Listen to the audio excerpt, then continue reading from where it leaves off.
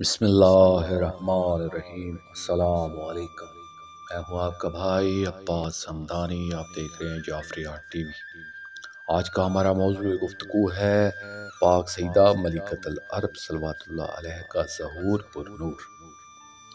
دوستو، اس بات کو اکثر محققین تاریخ و سیرت اچھی طرح جانتے ہیں کہ ملکۃ العرب معظمہ بی بی صلوات اللہ علیہ کا نہ کوئی بھائی تھا اور نہ کوئی سگی بہن، بلکہ جو رشتے جوڑے گئے ہیں وہ سب لے پالک کے ہیں۔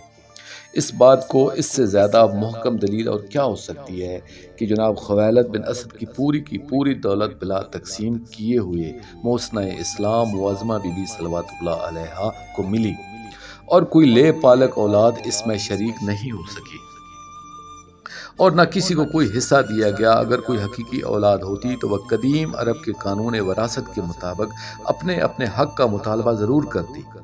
اس دور میں بیٹی کو جائیداد اور وراثت ملتی ہی نہیں تھی، لیکن صرف اس صورت میں ملتی کہ متوفی کی کوئی اولاد نرینہ نہ ہو۔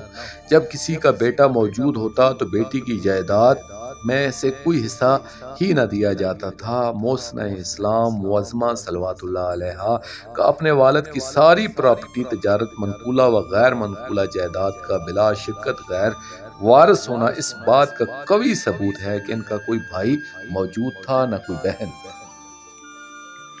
اب سوال یہ پیدا ہوتا ہے کہ پاک سیدہ ملکۃ العرب صلوات اللہ علیہ کی دنیا میں آمد کب ہوئی تھی؟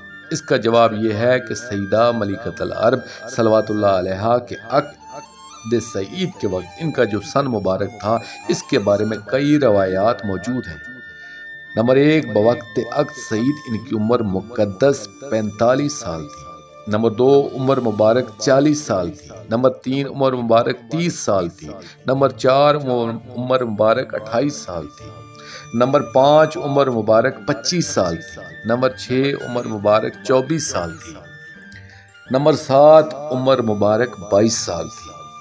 ان میں سے پہلی روایت تو مخالفین کی وضع کرتا ہے، اور ہمارے علماء اعلام میں آخری دور روایت زیادہ مشہور ہے۔ اب ان آخری دو روایات میں سے دیکھنا یہ ہے کہ درست روایت کون سی ہے۔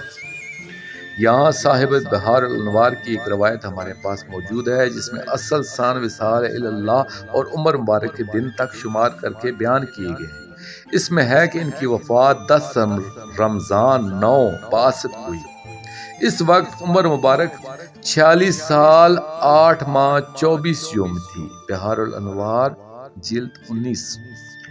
اگر ہم سابقہ شمسی سال کے حساب سے بوقت وصال ان کی عمر مبارک 46 سال 8 ماہ 24 یوم تسلیم کر لیں تو قمری حساب میں یہ عرصہ 48 سال 15 یوم بنتا ہے۔ اور ایک روایت یہ بھی موجود ہے کہ جب ان کا وصال اللہ ہوا تو اس وقت سرور کونین صلی اللہ علیہ وآلہ وسلم کا سن مبارک 49 سال اور 7 مہینے قمری تھا، اور شمسی حساب سے ان کا سن مبارک تقریباً 48 سال 2 مہینے اور 20 یوم تھا۔ شہنشاہ انبیاء صلی اللہ علیہ وآلہ وسلم کی دنیا میں آمد 22 اپریل سن 571 عیسوی ہے، اور اس میں اگر ہم 48 سال 2 مہینے اور 20 یوم شامل کریں تو یہ تقریباً جولائی سن 619 عیسوی بنتا ہے۔ اب اگر ہم بحار الانوار کی روایت کو درست مانتے ہوئے دیکھتے ہیں تو معلوم ہوتا ہے کہ جولائی 619 عیسوی میں معظمہ کونین صلوات اللہ علیہ کا وصال اللہ ہوا، اور اس وقت ان کی ظاہری حیات طیبہ 46 سال 8 مہینے اور 24 یوم بنتی ہے۔ تو اس حساب سے ان کا سن ظہور تقریباً اکتوبر 572 عیسوی بنتا ہے، جس سے ثابت ہوتا ہے کہ پاک سیدہ ملکۃ العرب صلوات اللہ علیہ سرور کونین صلی اللہ علیہ وآلہ وسلم سے عیسوی سالوں کے حساب سے تقریباً 1.5 سال یعنی 1 سال 6 ماہ چھوٹی ہیں، اور انہوں نے سرور کونین صلی اللہ علیہ وآلہ وسلم کے ساتھ 22 سال رفاقت حیات کا عرصہ گزارا ہے۔ تو معلوم ہوا کہ ان کے بوقت عقد عمر مبارک 24 سال اور کچھ مہینے تھی۔ بحار الانوار کی 16ویں جلد میں قصص الانبیاء المناقب ابن شہر عاشوق کے حوالے سے بوقت عقد حضور پاک صلی اللہ علیہ وآلہ وسلم کی عمر مبارک 25 سال لکھی گئی ہے۔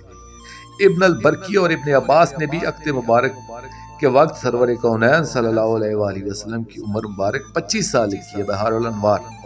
اگر اس روایت کو درست تسلیم کیا جائے تو سرور کونین صلی اللہ علیہ وآلہ وسلم کے ہم عمر یا ہم سن ثابت ہوتی ہیں، مگر درست روایت یہ ہے کہ اس وقت سرور کونین صلی اللہ علیہ وآلہ وسلم کا ظاہری سن مبارک 24 سال تھا، کیونکہ سرور کونین صلی اللہ علیہ وآلہ وسلم کا ظاہری حیات طیبہ کا 25واں سال تعمیر کعبہ کا سال ہے، جس میں ان کو حکم بنایا گیا تھا اور انہوں نے چادر میں حجر اسود کو ڈال کر قریش کے قبائل کی آپس کی جنگ کا فیصلہ فرمایا تھا۔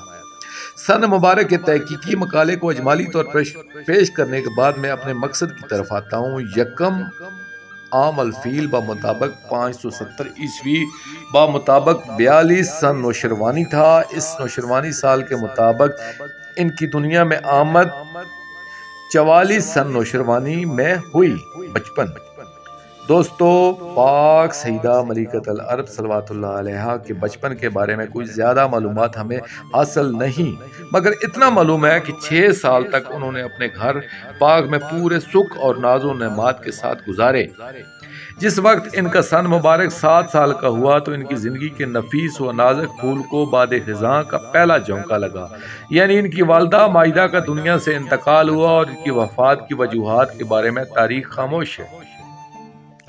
مگر دنیا کی ماؤں کی روایات کو اگر دیکھا جائے تو ہر ماں اپنی اولاد کے بارے میں اور خاص طور پر اپنی بیٹیوں کے بارے میں آخری وصیت کرتی نظر آتی ہے۔ اس لیے ہم کہہ سکتے ہیں کہ جب ان کی والدہ مائدہ کا آخری وقت آیا ہوگا تو انہوں نے جناب خویلد کو اپنے قریب بلایا ہوگا، رو کر کہا ہوگا کہ میری اس کمسن یتیم بیٹی کا بہت خیال رکھنا۔ یہ بھی ایک حقیقت ہے کہ بیٹیوں کے لیے ماں کا صدمہ بڑا مشکل ہوتا ہے، کیونکہ دکھ سکھ آئیں تو مائیں بیٹیوں کو سنبھالتی ہیں، کوئی پریشانی ہو تو بیٹیاں آ کر ماؤں کے سامنے دکھ رو کر غم کا بوجھ ہلکا کر لیتی ہیں۔ اس لیے انہوں نے بھی اپنی دختر کے خیال و ذمہ داری کا ضرور کہا ہوگا، میری اس یتیم بیٹی کا خاص خیال رکھنا۔ یہ باتیں اگرچہ اعتباری ہیں مگر فطرت اور حقیقت کے تقاضوں کے عین مطابق ہیں۔